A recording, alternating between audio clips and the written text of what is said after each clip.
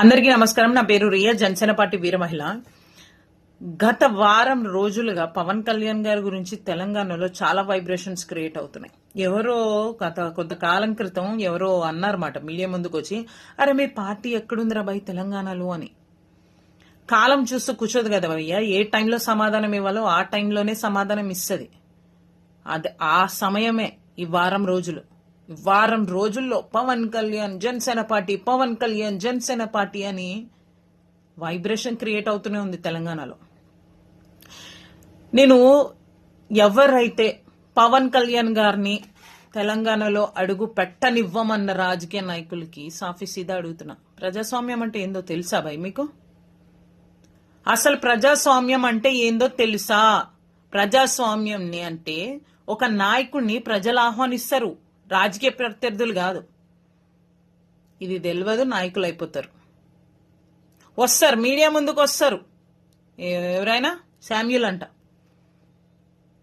నాయకుడివేనా నువ్వు? అసలు పక్క రాష్ట్రంలో ఉన్న ఉప ముఖ్యమంత్రి ఎవరో తెలియదు, నీ నాలెడ్జ్ అంతవరకు ఉంది. నువ్వు నాయకుడివి, నువ్వు వచ్చి మాట్లాడుతున్నావు మీడియా ముందు.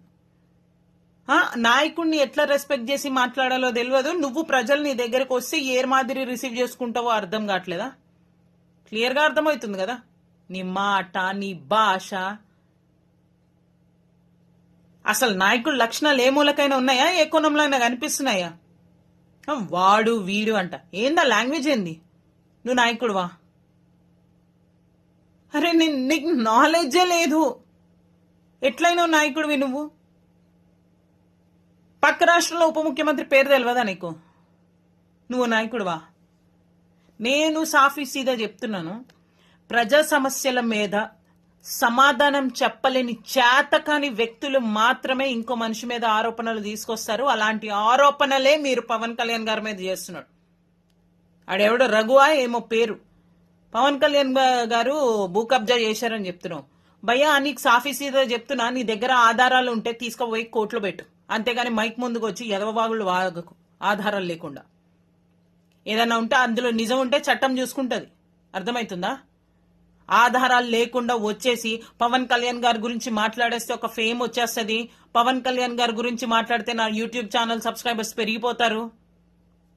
క్యాల్కులేషన్స్ ఆపండి. పవన్ కళ్యాణ్ గారు అనే వ్యక్తి ప్రజా సమస్యల కోసం మాట్లాడే వ్యక్తి, రాష్ట్ర బాగుల కోసం మాట్లాడే వ్యక్తి, పదవి అలంకారానికి కాకుండా బాధ్యతగా తీసుకొని పనిచేసే వ్యక్తి. అలాంటి వ్యక్తి గురించి మాట్లాడే ముందు నోరు అదుపులో పెట్టుకొని మాట్లాడాలి, అర్థమవుతుందా? ఏమి ఒక నాయకుడిని ఎలా మాట్లాడాలో తెలీదు. ఒక ప్రాబ్లం ఏదైనా మనము మీడియా ముందుకు వచ్చి మాట్లాడుతున్నామంటే దానికి ఆధారాలు ఉన్నాయో లేదో కూడా చూసుకోకుండా వచ్చి మిడిమిడి జ్ఞానాలతో వచ్చి మాట్లాడేస్తున్నారు.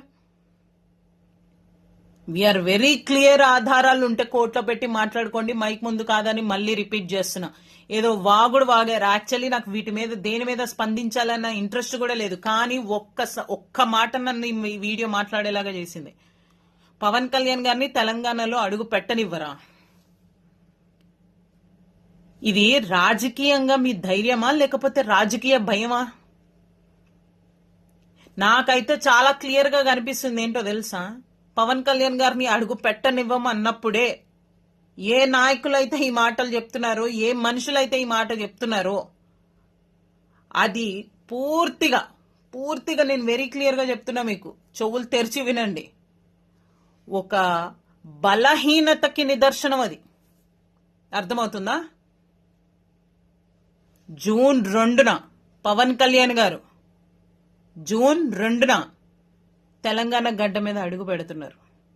ఎవరు ఆపుతారో చూద్దాం, అర్థమవుతుందా? జై జనసేన, జై హింద్.